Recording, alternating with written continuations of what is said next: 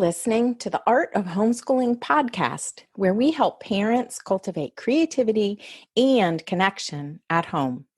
I'm your host, Jean Miller, and here on this podcast, you'll find stories and inspiration to bring you the confidence you need to make homeschooling work for your family. Let's begin.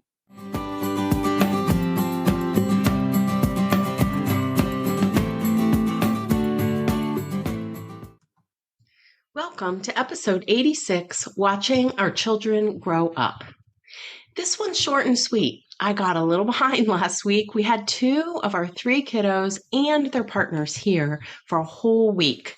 So wonderful to spend time with them all. And we hosted a gathering in the park celebrating our oldest and his partner who are getting married in the fall.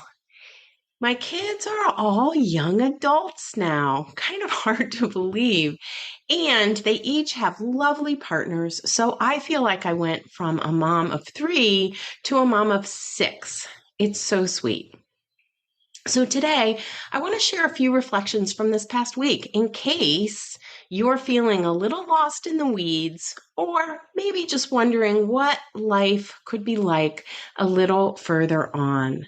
Here's just a little insight for you. I found this quote recently and it is so very true. It's a bittersweet moment when your child starts growing up.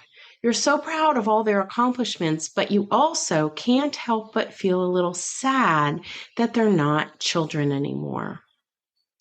Oh, did I have many moments of this sentiment recently?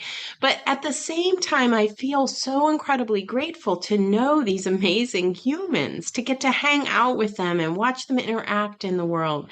It is bittersweet, but I'd say mostly sweet. I remember when our oldest went off to school. It was 8th grade. He went off to school for the first time all day. He'd been homeschooling up until that point, and it was a really hard transition for me. I remember thinking, how come no one ever tells us that this parenting journey is really all one big letting go? Honestly, it seems a little crazy that we pour our heart and soul into raising them, schooling them, feeding them, taking care of them, worrying about them for years and years and years. And then they leave. What?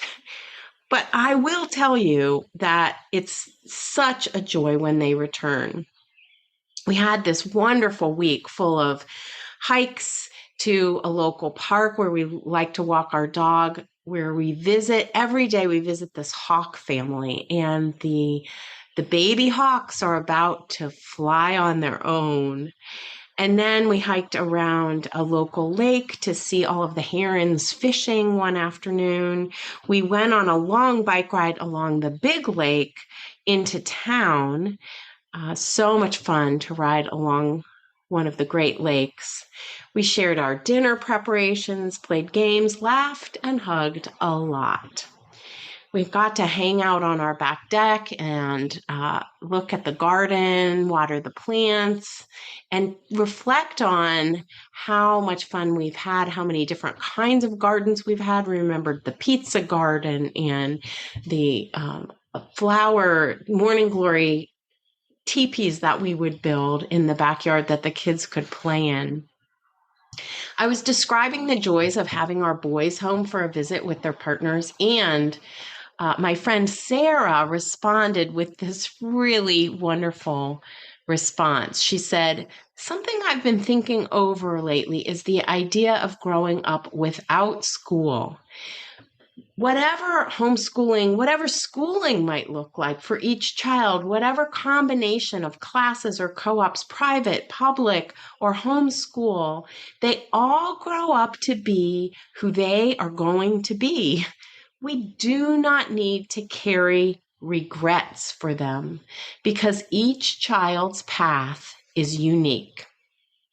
Such wise words. We don't need to carry regrets for our children because each child's path is truly unique, and we're here to support them on that journey, whatever it may be. The thing is, we can't always see very far ahead on the path, but we're here to support them anyway. I have an older podcast episode to suggest to you if you want to hear more of my reflections. Just go to episode number 24, Looking Back on Homeschooling.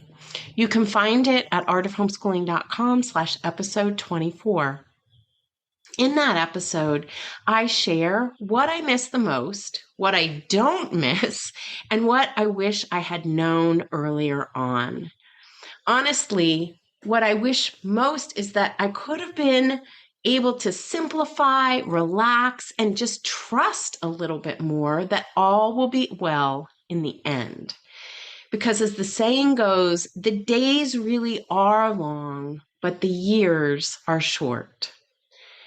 One of the perks of homeschooling in my mind is that at least we won't regret not spending time with our children. That's one of my true joys in life, that I got to be there with my kids while they were growing up. Through it all, and it wasn't always pretty, believe me. Sometimes, even now, I feel like I didn't have enough time with them, even though I dedicated about 26 years of my life to parenting and homeschooling. I'll wrap up this episode with a quote. This is from Dave Willis. There are no perfect parents and there are no perfect children, but there are plenty of perfect moments along the way. Wishing you many of those moments in your parenting and homeschooling journey. And if you enjoyed this short reflective episode, I want to invite you to check out the Inspired at Home membership, where I record a mindful moment like this for members every week. Inside the membership, we also have masterclass trainings, group coaching calls, and a wonderfully warm community. You can find a link for more details in the show notes for this episode, which can be found at artofhomeschooling.com/episode 86. That's all for today, my friend. But here's what I want you to remember. Rather than perfection, let's focus on connection. Thanks so much for listening, and I'll see you on the next episode of the Art of Homeschooling podcast.